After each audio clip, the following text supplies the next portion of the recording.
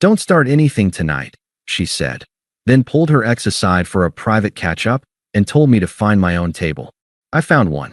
At home. I left the restaurant, packed my things, and moved out. When she got home 3 hours later, the apartment was empty. My note: didn't start anything. Just finished it. Hey viewers, before we move on to the video, please make sure to subscribe to the channel and hit the like button if you want to see more stories like this. Thanks. You know that feeling when you realize you're not the main character in your own relationship? I'd been fighting that feeling for 2 years with Sarah. She had this way of making me feel small, like my need for respect was actually just insecurity. If I asked who she was texting late at night, I was controlling. If I asked why she canceled our plans to help a friend, I was needy. I spent 2 years walking on eggshells, trying to be the cool, secure boyfriend she claimed she wanted. It all came to a head last Friday. It was supposed to be a celebration, my promotion. I'd booked a table at Lucia's, this impossible-to-get-into Italian place downtown. I was wearing a new suit. She looked stunning in a red dress I'd bought her. For the first 10 minutes, things were perfect. Then, we got to the hostess stand. Sarah? Sarah Miller. I felt her entire body tense up next to me. I looked over and saw a guy walking out of the bar area. Tall, stubble, leather jacket over a t-shirt. It was Mark, her ex, the one she described as toxic but intense, the one she had cried over a month before we met. Her face didn't look like someone seeing a toxic ex. She lit up. It was a brightness I hadn't seen directed at me in months. Mark. Oh my God, she breathed out, stepping away from me. He grinned, that lazy, arrogant smirk of a guy who knows he still has hooks in someone. Look at you. Still killing it in red. He didn't even look at me. I was invisible. A prop. I stepped forward, extending a hand, trying to assert some presence. I'm David, Sarah's boyfriend. Mark barely flicked his eyes toward me. He didn't take my hand. He just looked back at Sarah and laughed. Boyfriend. Right. Good for you, Sarah. Safe choice. That was the moment. The disrespect was so loud it was deafening. I felt the heat rise in my neck. I opened my mouth to say something, to tell him to back off, to tell her we were leaving. But Sarah cut me off. She turned to me, her eyes hard and annoyed. She put a hand flat on my chest, not affectionately, but to hold me back. David, stop, she hissed. Don't start anything tonight. Start anything? I asked, my voice rising. He just disrespected me to my face. He's joking. That's just his sense of humor. Don't be so sensitive, she snapped, then glanced back at Mark like she was worried he would be offended by my existence. She lowered her voice. I haven't seen him in 3 years. I need to clear the air. It's important for my closure. Closure? We're at dinner. For my promotion. It'll take 10 minutes, she said, waving her hand dismissively. She wasn't asking. She was telling. She turned her back to me, angling her body toward Mark. Over her shoulder, she tossed the grenade that killed our relationship. Just go find us a table or something. Order me a glass of Pinot. I'll be there in a few minutes. Don't be weird about this. She grabbed Mark's arm, actually grabbed it, and guided him toward the patio doors. Let's go outside. It's too loud in here. I stood there. The hostess was staring at me. The couple behind us was staring at me. I was a grown man, standing in a crowded restaurant, being told to go sit in the corner like a scolded child while my girlfriend went on a mini date with her ex. The hostess cleared her throat. Sir, your table is ready. Shall I seat you? I looked at the patio door. I could see them through the glass. She was laughing, her hand touching his bicep. She looked alive. She looked like she was exactly where she wanted to be. And I realized, with a clarity that felt like ice water hitting my veins, I wasn't her boyfriend. I was her placeholder. I was the safe harbor she parked in while she waited for the storm to pass. I looked at the hostess. No, I said. My voice was surprisingly steady. I won't be needing the table. I turned around and walked out the front door. I didn't storm out. I didn't cause a scene. I walked to my car with the calm precision of a bomb disposal technician. I checked the time. 7:15 p.m. If she was clearing the air with Mark, and if the way she touched his arm was any indication, 10 minutes was a lie. They would have a drink. Maybe 2. They would reminisce. She would lose track of time because she didn't respect mine. I estimated I had at least 2 hours, maybe 3, before she even thought to check her phone. I drove home in silence. No radio. just the hum of the engine and the new plan forming in my head. When I got to our apartment, I didn't feel sad. I felt efficient. I walked in and went straight to the bedroom. I didn't have time to move furniture, and frankly, I didn't want the couch. We bought it together. It was tainted. I wanted only what was mine. I wanted to execute an erasure. I grabbed a box of heavy-duty black trash bags from under the sink. Rip. Open. Fill. I cleared my side of the closet in 4 minutes. Suits, shirts, jeans, I didn't fold them. I swept them off the hangers directly into the bags. The sound of the hangers clattering together was the only noise in the room. Rip. Open. Fill. The bathroom drawer. My razor, my cologne, my prescription meds. I left the toothpaste. I left the shared soap. I took only what kept me alive and made me me. I moved to the living room. This was the most satisfying part.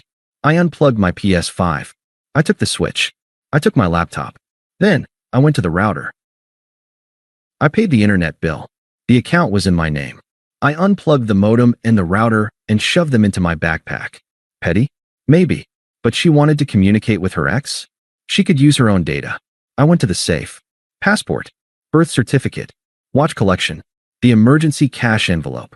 I worked up a sweat. I was moving like a blur. By 8:30 p.m., my car was packed floor to ceiling. The back seat was a mountain of black plastic bags. I walked back into the apartment for the final check. It didn't look like someone had moved out in a normal way. It looked like a rupture. My side of the vanity was bare. The closet was a gaping hole of empty space next to her colorful dresses. The entertainment center was a skeleton of wires dangling where the consoles used to be. I took the spare key off my ring. I placed it on the kitchen counter. I looked around for a piece of paper. I found a piece of junk mail, an offer for a credit card. I flipped it over. I took a Sharpie.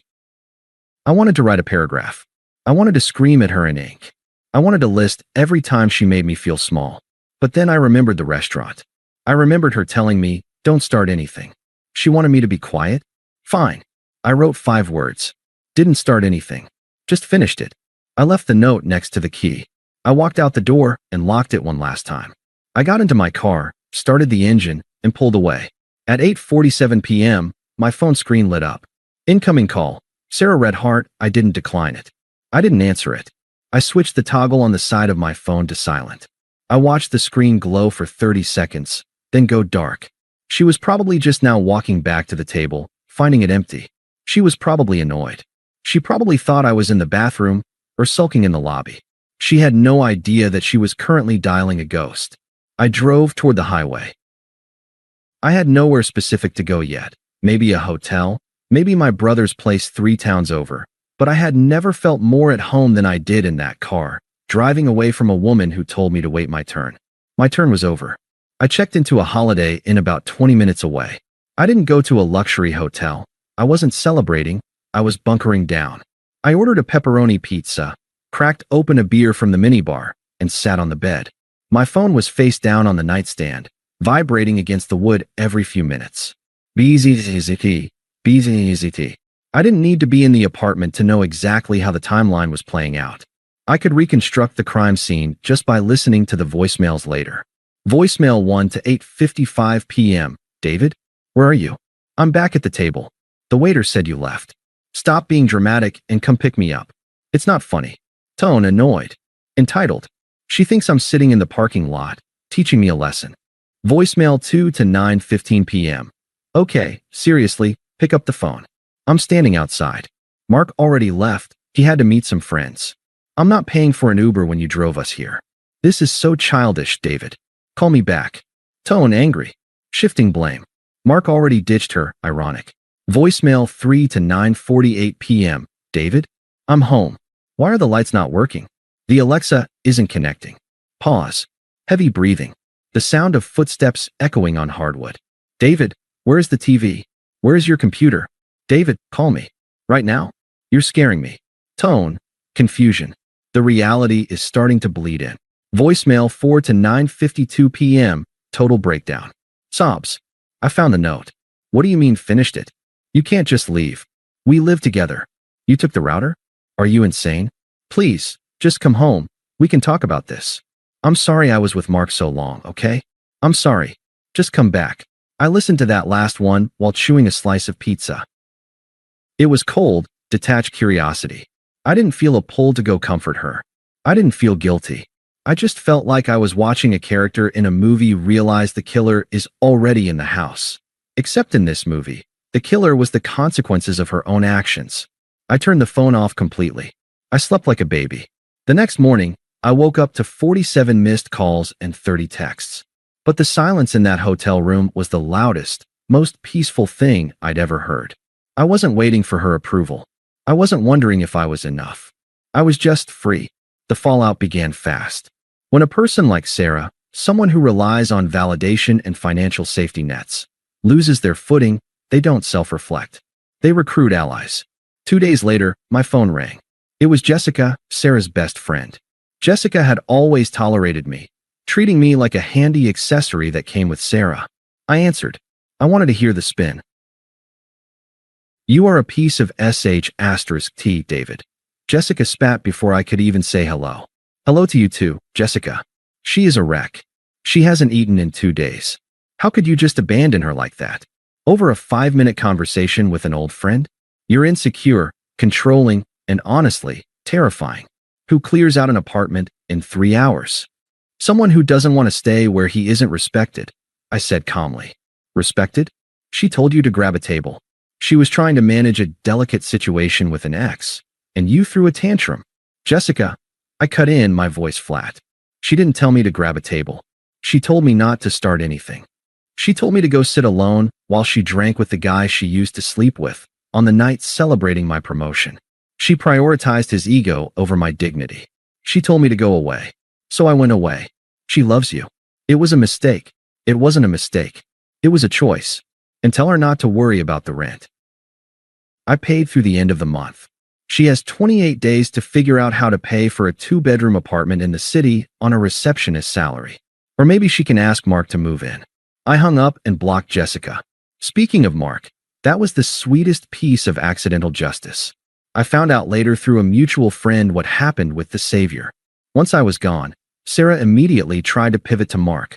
She texted him, probably looking for a shoulder to cry on, maybe hoping this was fate clearing the path for them to be together. Mark left her on red. Turns out, Mark wasn't looking to reconnect. He was just passing through town, bored, and saw an old flame he could get an ego boost from.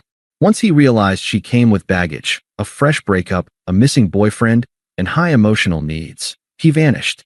He blocked her on Instagram 3 days after the restaurant incident. She had burned her castle to the ground for a guy who wouldn't even buy her a second drink. Then came the financial reality check. I made good money. I paid 70% of our bills. Sarah's salary barely covered her car payment, her student loans, and her shopping habits. Without my half of the rent, without me paying for groceries, Wi-Fi, and utilities, the math didn't work. She tried to stay in the apartment.